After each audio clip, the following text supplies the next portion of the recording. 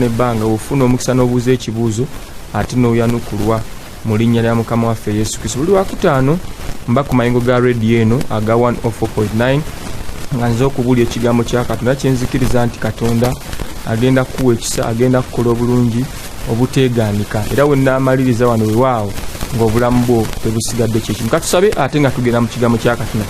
Kitange omuyinza w'ebintu byonna, nannyini eggulu n'ensi, njagala okwebaza, njagala okuwa ekitiibwa, njagala okuwa amatendo olw'omukisa guno gw'ompadde omunene ennyo Mukama, nonzikiriza nti nze Katende nzije njogere ekigambo kyo Katonda mu kyotadde ku mutima gwange, era nkusaba Taata onzikirize mu buwombeefu nange nkyogere nga wokinneesigisiza Taata. Ngende okuva wano nga aliwo omukyano mwami bagamba nti waawo kibadde kigambo kyange, erinnya ligulumizibwe liweebwe ekitiibwa mu linnya lya Mukama waffe Yesu Kristo, amiina. Omusumba Kabaseke Joel Baka kutumiddeko nnyo ssebo emirimu gy'okwasaganyako Semuteeyo programu eno giwuliriza nnyo, era Mukama akompere nnyo omukisa, wamu ne muganda wange omulungi Mukoli Benadi, nawe sobola kwerabira, mwebale nnyo emirimu gye mukola emirungi ennyo eyo Semuto sayidize eyo ng'ate muweereza Katonda, mwebale nnyo, mwebale dda. Katugende mu kigambo kya Katonda.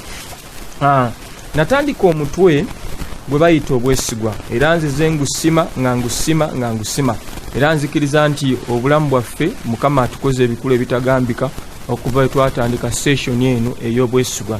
Ne tugamba nti ekigambo bwesigwa kintu kikulu nnyo mu bulamu buno bwe tutambulyamu, era woba oyagala okulaba Katonda ng'akola ebinene, tambulya mu bwesigwa. Woba oyagala kulaba Katonda ow'ekisa mu ngeri gy'akolamu ebintu bye byewuunyisa, tambulya mu bwesigwa. Obwesigwa buli w'obutambulyamu, okuganja kwa Katonda kweyongera bungi mu bulamu bwo, entiisa ya Mukama yeeyongera, ekisa kya Mukama kyeyongera, okwagala kwa Katonda kweyongera mu bulamu bwo, kubanga otambulidde mu nnono gye bayita obuki obwesigwa. Twajja tusima ekigambo kino nga tujja tukyekkaanya, nga tujja tulaba Katonda kikyagenda okukola. Naye tugamba nti ng'onaatambulya mu bunnabbi obuzze bwogerebwa ku bulamu bwe eby'omwaka guno, sooka olondewo ekigambo kimu: will you be a faithful minister?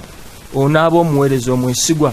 W'osalawo okubeera omwesigwa, I want to promise you, even God will be faithful to you, kubanga ye agambye faithful is he that called you and surely he will accomplish whatever he purposed for you. Eyakuyita mwesigwa era ajja kutuukiriza. Twatandika paati endala ey'okubiri eri mbwesigwa gye natuuma omutwe gwe bayita okumanya w'okoma, knowing your boundary or having a limit.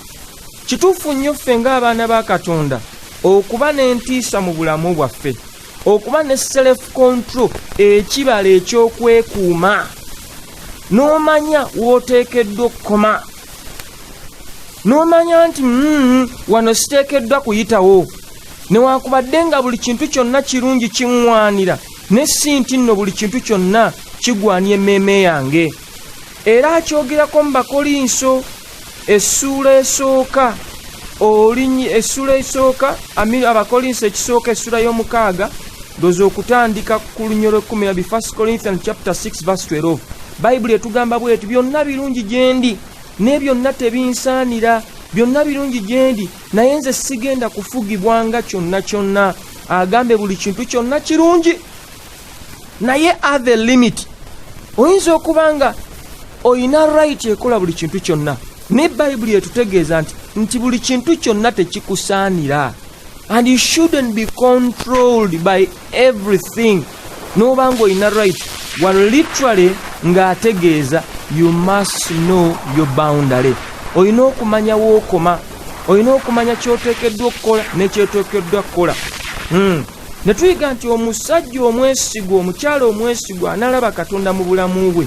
Mu bwesigwa manya kye bayita okwekuuma, era omanye kiki ky'oteekeddwa okukola n'ekyotateekeddwa kukola, omanye w'okoma, kubanga kirungi nnyo okubaako n'ekyo.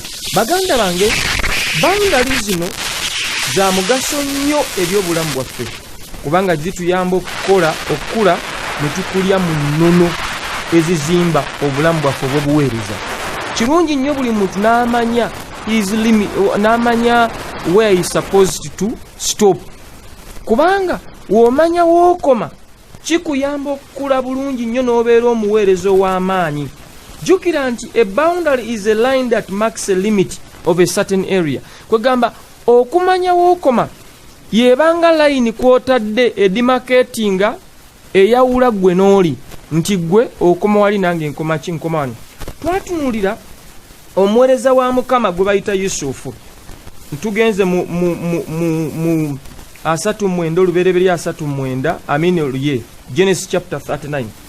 Yusufu yali musajja wa Mukama nga Mukama amuwadde amuyise omuweereza. Tutandike n'olusooka. Yusufu ne bamuserengesa mu Misiri. Potifari omwami wa Falaawo omukulu w'abambowa Omumisiri n'amugula mu mukono ogw'Abamisiri n'amuserengesa eyo. Mukama n'aba wamu ne Yusufu n'aba n'omukisa n'abeera mu nnyumba ya mukama we Omumisiri. Mukama we n'alaba nga Mukama ali naye era nga Mukama amuwa buli kye yakola okuba n'omukisa mu mukono gwe olwokuna. Yusufu n'alaba ekisa maaso ge n'amuweereza n'amufuula omulabirizi w'ennyumba ye ne byali nabyo byonna n'abiteeka mu mukono gwe olwokutaano. Awo olwatuuka bwe yamala okumufuula omulabirizi w'ennyumba ye era owa byonna bye yalina, Mukama n'alyoka agiwa ennyumba ey'omu Misiri omukisa ku bwa Yusufu. Omukisa gwa Mukama ne guba ku byonna bye yali alina byonna mu nnyumba n'eby'omu nnimiro. N'aleka byonna bye yalina mu mukono gwa Yusufu. Mukama kati agenze n'aleka byonna bye yali alina mu mukono gwa Yusufu.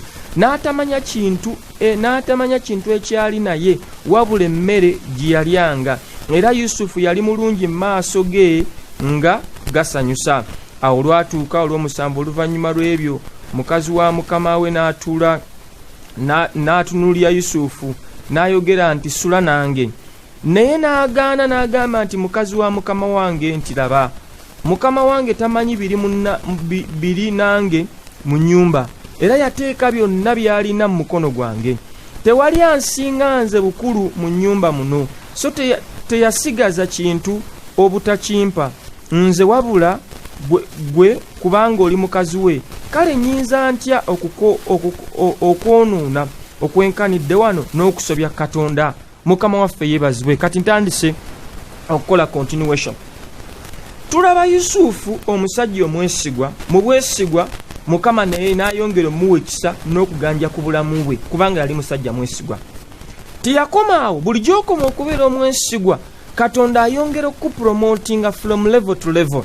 Yusufu n'apromotingibwa omuserikale wa Falaawo gwe bayita Potifari n'ayagala nnyo Yusufu n'amusembeza n'amuteeka mu nnyumba ye n'amuwa obuyinza ku buli kintu kyonna ekyali mu nnyumba ye kubanga yali alina olugendo lwagendako. Kyonna n'akireka in charge of Joseph. N'akireka nga kyonna kiri under him, ng'ekitegeeza nti Yusufu nga yalina right ekola buli kintu kyonna ekyali mu nnyumba ya mukama we. Era mukama we n'amulekera n'obuyinza buli kimu kyonna, gwe buli kyonna ekyali ku nnyumba Yusufu yali akiinako obuyinza. Kitegeeza ne mukyala wa Falaawo Yusufu yali alina okumulabirira njija. Buli kyonna bakimuwadde, n'aweebwa obuyinza ku nnyumba. Naye Yusufu wadde yaweebwa obuyinza ku nnyumba, yamanya waakoma. Yamanya nti newankubadde nga baŋŋambye kati enyo ennyumba ngirabirire, sigenda kusula mu kisenge. Okumanya wookoma kintu kirungi nnyo. Oli n'owaba akulekedde ennyumba ye, tekitegeeza nti kati engeri gy'agenze, kati engeri gy'ataliiwo kansule mu kisenge kya mukama wange. Tekitegeeza nti kubanga mukama wange agenze taliiwo kanyambale ku underwear ze. Nti ate munne engeri gy'ataliiwo ate anyandaba kanneesibe ettawulo ze. Ate munne engeri gy'ataliiwo yiishi eraba engatto ze mpitirivu nnyo kansibe mu ngatto ze nga ntambula. Ye engeri gy'ataliiwo emmotoka yeeruwa kanjeyo nvuge.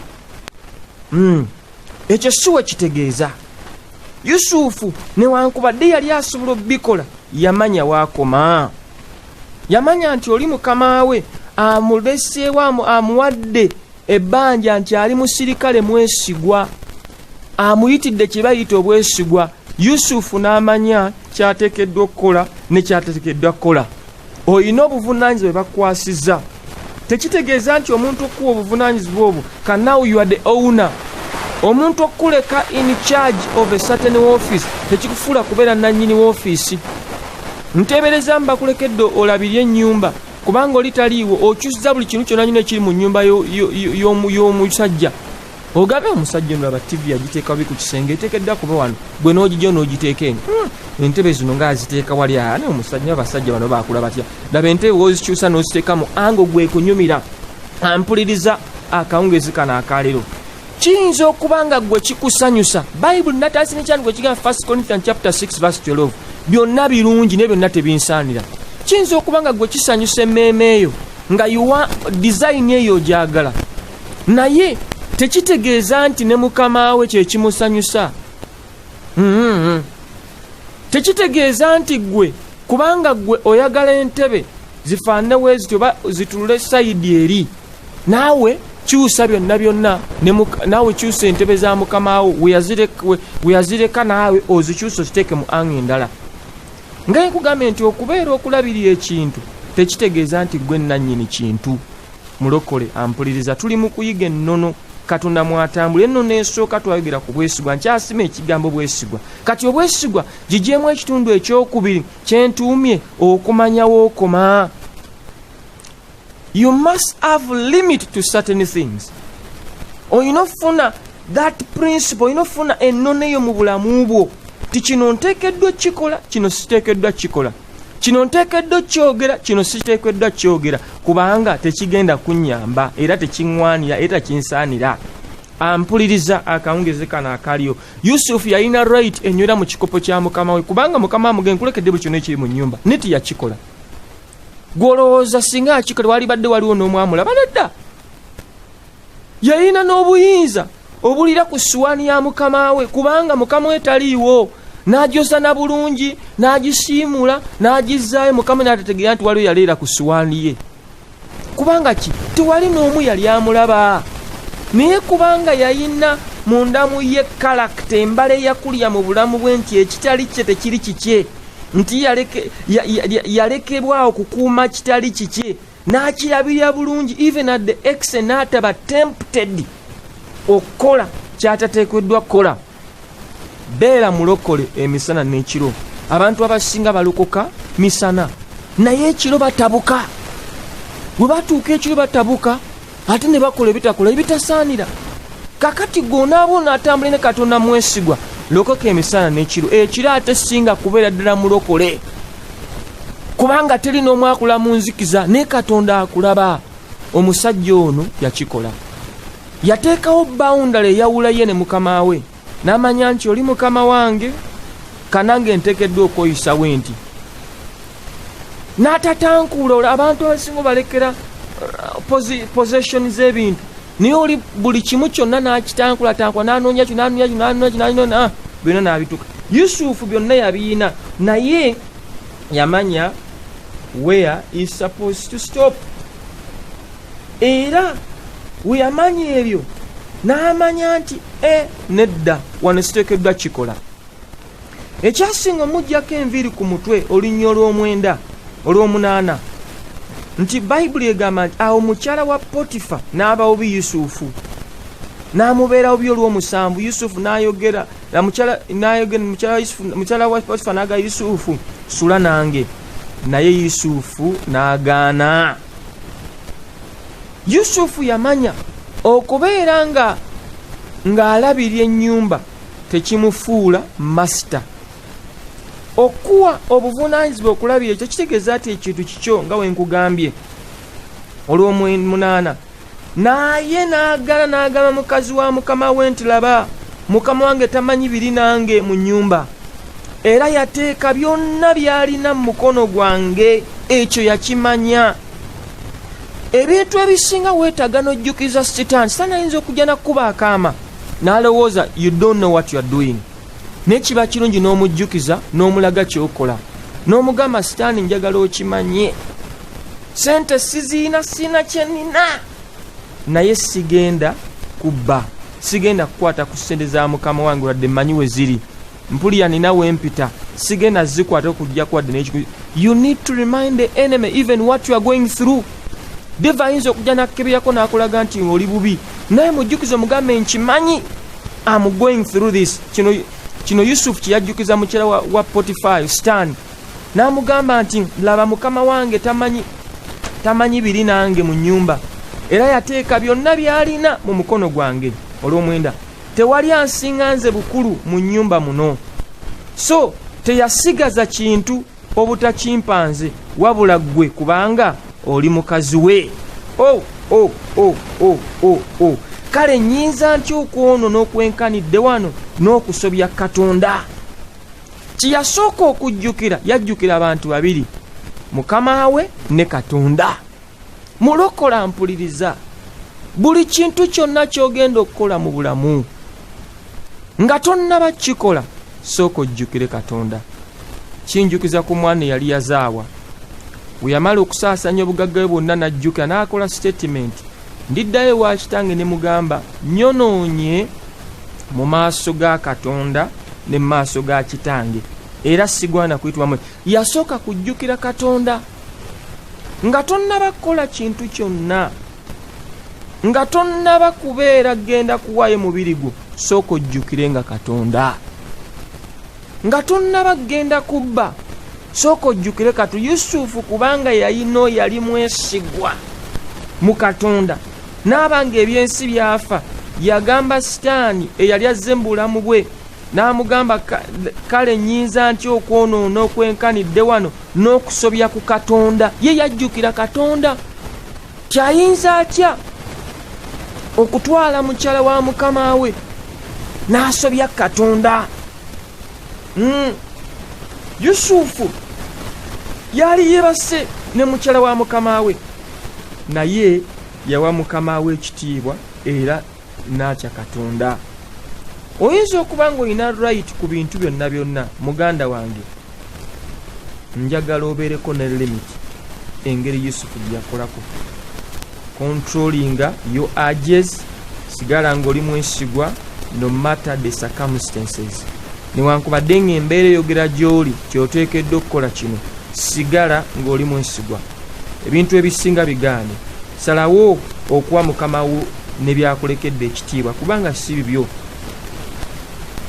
Wadde ng'olina obuyinza bonna bonna, ng'oli in full charge of everything around you, ekyo tekikufuula kubeera nannyini bintu ebyo, kubanga si bibyo, era tolina kusukka okoma, tolina kusukka boundaries zo. Olina okumanya nti nakukoma wano nakweyisa. Kakati abaana ba Katonda tuyina ebintu bingi nnyo ebisoomooza emmeeme zaffe n'ebisoomooza obulamu bwaffe, ng'era ebintu ebyo byogera gye tuli, nga byogera gye tuli tumala mu maanyi, nga byogera gye tuli, nga byogera amaloboozi manene nnyo, nga byonna bitulaga nti we have to succumb to what is prevailing. But I want to tell you, Katonda ng'ogenda omumanya, yiga wawe oteekeddwa okwogera. Ebintu ebisinga si nti n'oteekeddwa okubyogera, manya wookoma ne mukamwa ako ng'oyogera. Sengejja ebigambo by'oyogera. Oyinza okwogera ekigambo ne kimenya munno omuto oba ne kimutta. Manya nti nteekeddwa okwogera kino, kiteekeddwa ky'okyogera. Nteekeddwa okusaaga wano, kiteekeddwa kusaaga. Waliwo ebintu ebisinga by'otalina kusaagiramu. Mulimu abantu nga bo bambi buli kintu ky'omugamba kyonna akitwala wholesale. Kati you must know your boundary. Ekitali kikyo si kikyo. Yiga n'okumatira. Togenda ne weewola ngoye kubanga toyina. Si wootyo waalibadde. Ekyo si kye waalikoze. Ebisigadde byonna yeesonyiwe. Era obirekere Katonda. Buli kintu kyonna kyonna alekera Katonda. Katonda mu bwesigwa agenda kukola ebikulu ebitagambika. Olyewuunya n'ogamba banne Katonda ng'onkoze obulungi, kubanga wamanya kyeteekeddwa okukola. Nga Yusufu wali omusirikale omwesigwa, newankubadde ng'alina right, kubanga mukama wo teyaliiwo, n'okwebaka ne mukyala wa mukama wo. Olwedde mukyala wa mukama wo yali yakkiriza ng'akwegombye, n'ogaa ye omukazi atakkiriza gwe sitakwanye, gwe sitayise we yazze gye ndi kankikole. Naye Yusufu ye teyakikola kubanga yatya okusobya ku Katonda. Yasooka kutya Katonda, nadda ku mukama we. Ekitegeeza mu byonna singa osobola okutulamu ne weekubamu tonyoga buli kintu kyonna kyenkola ekirimba nsobya Katonda, even you have respect for others. Kati buli mbeera yonna ejja nga tonnaba gikola, sooka ojjukire Katonda nti ye Katonda alaba. Yusufu yagamba sigenda kikola, newankubadde nti wadde nga yali badde obanga amaze okukozesa mukyala wa mukama we, ne mukama we yali kumeyo tiyali kitegedde nti waliwo ekyaliwo ku Yusufu wakati wa Yusufu ne mukyala we. No, baali kikumye nga kyakyama. Ne Yusufu yamanya waliwo eggulu erimulaba, yamanya nti waliwo Katonda atudde waggulu amulaba, yamanya nti waliwo Katonda amutunuulye, eriiso lya Mukama liraba. Jjukira nti ninza okuba nze Katende Julius Vala sikulaba, ne waliwo eriiso erikulaba erigamba mwana wa ekyo ekiteekeddwa kikola. Tubeere beesigwa mu Katonda. W'ofuna ekintu nga si kikyo, mu bwesigwa kizeeyo. W'ofuna mikwano gy'olina, mu bwesigwa gyagala ennyo n'obulamu bwonna bwonna, ate togiryanga mu lukwe, kubanga Katonda naye mwesigwa. Katonda akwagala nnyo era tasobola kuwaayo. Bayibuli ga yawa ajja kuwaayo kuulo ku lulwo. Kati gwampuliriza akawungezi kano akaliro, tuyina ebbanja ddene ery'okumanya we tukoma mu bwesigwa. No, you must have a limit ku bintu ebimu. Wobeera ng'olina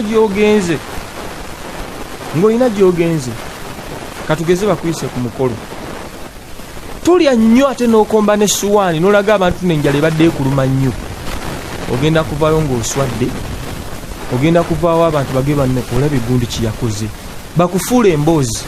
Kati engeri gy'olyamu waka wewe bakwaniriza wansi engeri gy'olina okulyamu ng'ogenze watali wawo, kubanga gye bakuyise si wo. Kati manya wootekeddwa okukola. Woomanyidde gwe munneegwo gw'okunywa ebikopo by'obuugi nga 3 nga kyatteeka. Kati wogende wantu watali wawo, beera ne discipline wano wendi si wange gana maka gendi musigange kaneekomeko nnywe ekikopo ky'obuugi kimu, n'addayo waka nengattako ebikopo ebirala 3 bye mmanyidde okunywa. Discipline mu baana ba Katonda nkulu nnyo. N'okusaba kuno tulina okuyiga abantu. Wemba nga wamumanyidde okusaba nga mukuba amabaati g'ekyaki, ne musaba papa nga mba temukubye mabaati ga kyaki, mba temusabye. We bakwanirizaako amaka g'abantu okugenda okusaba, totandika ate kuba bisenge byabwe, kubanga mwe mwamanyira mukuba bisenge. Ekyo si ky'olina okukola. Know your boundary. Abamu bamanyidde okusaba nga baleekaana, which is very true, kuba buli muntu alina engeri gy'anoonya kano. Naffe tusaba n'owulya ng'okola public prayer nga nawe eddoboozi oyitadde waggulu. Naye oliwo abaakuyise n'agamba munnange mbadde nsaba ojje olwanigeko puroguramu waka, ojje munnange mbadde nkwaniza ku fellowship waffe. Teweetikka fellowship y'abanno bonna bonna ogidriving eggwe ng'owammwe kye mukola nga mumamanyira kuleekaana n'oleekaana. Yiga oteekeddwa okusaba otya. Essaala ezimu zeetaagisa adjustments depending on where you are. Obanga oli wammwe, yes, kubanga oli wammwe kola ky'oyagala. Oyinza okuba nga mwamanyira nkola nga musaba mwevulungula mu ttaka ne muvuga gollo nga mwemba temukoze ekyo akano atakka. Ale togenda munnange bakwaniriza naawe ba driving wootyo. Abantu bagenda tandika okulabamu ebituli bagayiye ole brother kyatukoze n'atwebasa ffenna wanze natandika otuvugiza gollo kubanga Mukama awulira nnyo ng'abantu beekula ku ttaka. Ekyo si kye kirina okuba weekityo, wabula ffenna tulina kuyiga our boundary we tulina okukoma ku bintu ebimu. You adjust accordingly ku mbeera egenda mu maaso. You adjust ku bintu ebimu n'ogamba abantu bengenze, let me handle this in a very technical way, ne Mukama agenda kuba naawe. Yusufu kino kiyamanya. Kati nti oyinza obeera ng'oli wekoba ne freedom ekola buli kintu kyonna, ng'olina right ekola buli kintu, kuba wooli wawo. Kale nze wembeera owange nkola buli kyonna kyenjagala mu nnyumba yange, mba ne freedom. Sobola okutambula n'ennyinga ekisenge n'engenda mu ffumbiro n'engenda wa n'enkebera buli kimu kyonna mu nnyumba, kubanga that is me, that is my home. Naye ate wembanga w'oluganda nkyazizaako ntuula wamu sisituka wendi paka nga nfulumye kubanga wendi si wange nteekeddwa okurespectinga amaka g'omuntu era kantule mu kifo kimu nsigala ntudde sivaawo wendi kubanga wendi si wange. Naye abantu amu oli wagenda kubanga yamanyidde okutambula aba yatula n'atula mu ntebe eno n'ava n'atula mu ntebe n'ava n'atula mu ntebe eri wuyo abasa ebimooti atandise okukyaka ebyo nammwe mukyalaba nammwe ebyo akyusiza cyane endala aba ali agenda okulanga ateledde banno kimukyawuza programu zino ezalede ulodi wuyo akyusiza atadde ku programu ndala kubanga omuze gwakola n'owakawe gwazaakola mulokole gwampuliriza nga mpumbabumba programu yaffe eno wotyo si wooteekeddwa okweyisa. Manya ddi wooteekeddwa okukola ebintu ne ddi wootateekeddwa kukola bintu kubanga amazima gali nti Katonda waali oteekeddwa okumanya wookoma, oteekeddwa okumanya kyokola, oteekeddwa okumanya ky'olina okwogera, oteekeddwa okumanya ekintu ky'olina okukola. Ebintu ebisinga byetaagisa discipline, ebintu ebisinga byetaagisa self control, ebintu ebisinga byetaagisa kusomesebwa. Kati gweoleddwa omukisa kubanga osomeseddwa era olina by'oyize. Yiga wooteekeddwa okukola ebintu ddi wooteekeddwa okukola ekikyo na ddi wootateekeddwa kikola. Bw'obanga olina emikwano gy'ogenzeemu munnange weekuume ku mpisa zo, kuuma ku mpisa zo osobole okukuuma friendship. Omuntu yenna kasaakulalamu ekituli n'akwekengera n'abaako ekintu ky'okoze ne kimwesittaza ku ggwe agenda tandika okukutya, tagenda kuddamu kuwa kitiibwa kubanga otabuse. Oyinza okuba nga mwe mwamanyira okuba ddabo wo okuba ddabo ogenda ku mukolo wewe ku kitiibwa lyako essuwaani emu, lyako essuwaani emu ate omanye nti munne waliwo n'abatannaba kulya. Kyovula banze nayiga nze mba ngenze ku mikolo njala obutannuma ennyo mmala kuva waka nga maze kulya nengenda nga ngenda nzikuse siba nnyo na appetite ni abantu amu ayinza okubeeraawo njala yamusesedda agenda okulaba abasimba bwe tebamuyimusa awulya wenna kugamba gwawo agamba nange emmere gwayo. Kati appetite yo gicontrolling, weekuume appetite yo, weekuume appetite yo. Ndabika no sigenda sukkawo wano olw'obudde bwaffe obutambudde. Nkusuubiza ngenda kudda ku Lwokutaano olujja nkyeyongerayo n'enjiri ey'obwesigwa mu kumanya wooteekeddwa okukoma. Kansabeko nawe sigenda kukwata simu obudde butambudde ate w'amawulire ayagala kuba agafudde mu ggwanga. Katonda nga omulungi nkwebaza olw'abantu bano bonna abakumidde ku leediyo nabadde bagoberera puroguramu eno. Mukama nsabye obulungi n'ekisa leka bwegatte ku bantu bano. Weebale Katonda omulungi. Ekigambo kyensomesezza ekyokumanya we tukoma Mukama kinyweze emitima gyaffe okuva n'olwaleero tutambule mu kyonna Mukama mu linnya Mukama waffe Yesu Kristo. Olina ky'otategedde ky'obuuza ku puroguramu eno, ky'obuuza ku njiri gye mbuulidde ng'oyagala okuwabula oyagala olina ekibuuzo yita ku nooti 7 4 3 7 0704 37 36 00. Sigenda kusukkawo. Mukama banjagalye paka Olwokutaano olujja. Mweraba nebbanga ofuna omukisa n'obuuza ekibuuzo ate n'oyanukulwa mu linnya lya Mukama waffe Yesu Kristo. Buli Wakutaano mba ku mayingo ga rediyo eno aga 104.9 nga nze okubuulya ekigambo kya Katonda kyenzikiriza nti Katonda agenda kuwa ekisa, agenda kukola obulungi obuteegaanika era wennaamaliriza wano wewaawo ng'obulamu bwo tebusigadde kyekimu. Katusabe ate nga tugenda mu kigambo kya Katonda. Kitange omuyinza w'ebintu byonna nannyini eggulu n'ensi, njagala okwebaza, njagala okuwa ekitiibwa, njagala okuwa amatendo olw'omukisa guno gw'ompadde omunene ennyo Mukama nonzikiriza nti nze Katende nzije njogere ekigambo kyo Katonda omukyotadde ku mutima gwange era nkusaba Taata onzikirize mu buwombeefu nange nkyogere nga wokinneesigisiza Taata ngende okuva wano nga aliwo omukyano mwami bagamba nti waawo kibadde kigambo kyange erinnya ligulumizwe liweebwe ekitiibwa mu linnya lya Mukama waffe Yesu Kristo. Amiina.